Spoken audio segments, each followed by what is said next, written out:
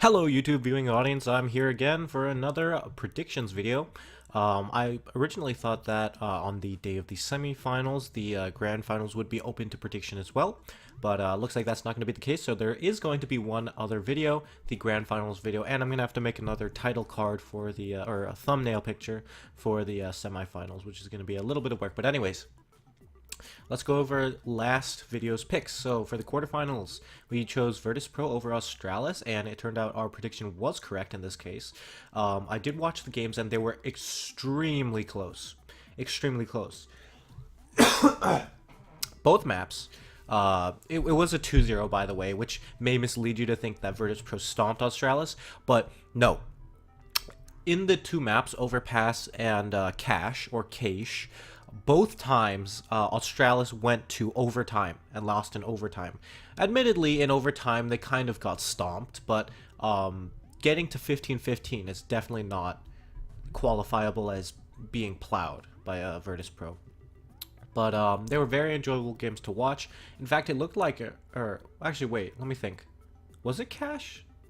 No, I don't think it was Cache for the second map. It was Train. Yeah, no. I messed that up completely. So yeah, for the first map, Overpass, I didn't actually pay attention to that one, but you know, I heard about the overtime and whatnot. But for the second map on Train, Virtus Pro was quite favored because Virtus Pro is legendary, essentially legendary on the map Train, and are renowned to be quite good on it. But early in, actually, Australis was leading 5-0, and they took the half, something like 10-5 or something like that, definitely favoring Australis. But Virtus Pro actually managed to really bring it back, and obviously brought it to overtime, and they really definitely deserve their spot in the semifinals now, definitely. I'm kind of sad to see Australis go. Some of my predictions, some of my fantasy teams were had Australis players, but yeah, they actually did perform well, as I'll be showing you later.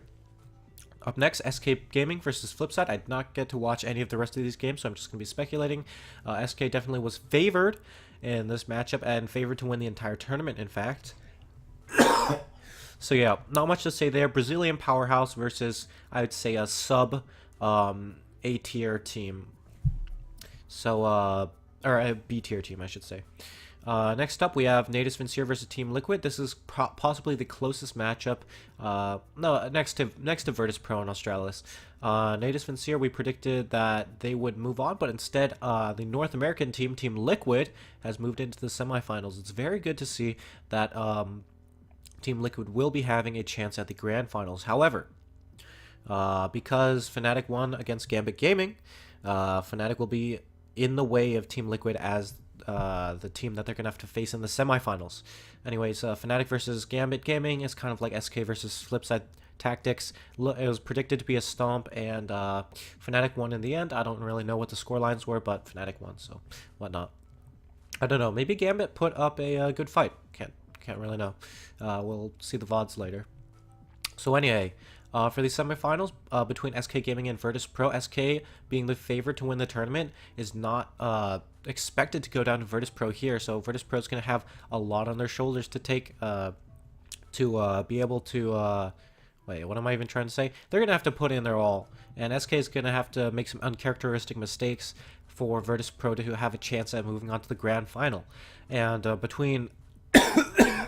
who they're going to be facing, Team Liquid and Fnatic. Fnatic is quite a sound team right now, and Team Liquid, even though it's a good team and probably the best team in North America, it is still a North American team, which is famous for being subpar to the European team. So I'm thinking Fnatic is probably going to win this one, and the CSGO Lounge predictions, where people are actually betting skins, are concurrent with my predictions. Wait, what the heck? Oh, okay. So I was actually looking at my badge earlier. It was a, what was it called? Bronze badge, and it was what's it called? It said 1 point away from silver, and by making these picks, it gave me that one extra point. So yeah. So it looks like 25 points away for gold. If we get both of these picks correct, as well as the grand final, we will be receiving a gold badge. So let's hope that happens. In terms of the fantasy team, let's talk about yesterday. Looks like all of our players fared quite well, and Device especially doing a lot here. Let's actually look at what his stats are. He is eliminated at this point, unfortunately, but let's see, Clutch.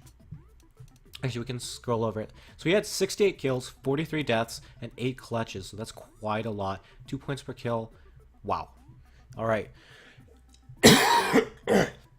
It's quite outstanding, really. And he actually had 8 clutch kills, so that almost makes up for the deaths completely.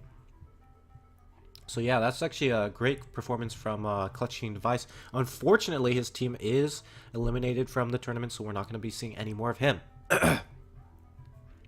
So let's see. Our lineup today is going to be the SK team. It was kind of a little bit ragtag because putting each player into a specific role isn't really that great. For example, Coldzera is great with his kill death ratio, but so are a lot of other players. But let me try to find somewhere else that he's good. Oh yeah. Actually no, I don't know.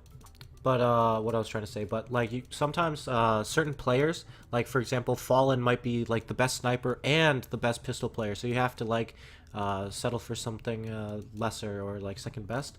But for clutch kills, I was very surprised to see that SK actually has extremely few clutch kills. Maybe it's just their playstyle to just not get into clutch situations, but that was the case, and it looks like I just filled it with FNX, whatever. Taco, it seems, best pistol player here. Fur, best entry man, next to actually Fallen. So, but he is quite clearly the best sniper player, always being given the op, and quite a legendary player himself as well. So anyway, those are going to be the fantasy team pick'ems as well as the team pick'em challenge. So I'll be back with another short video for the grand finals, which are actually going to be happening on a day of their own, funny enough. So yeah, I'll see you guys then. Goodbye.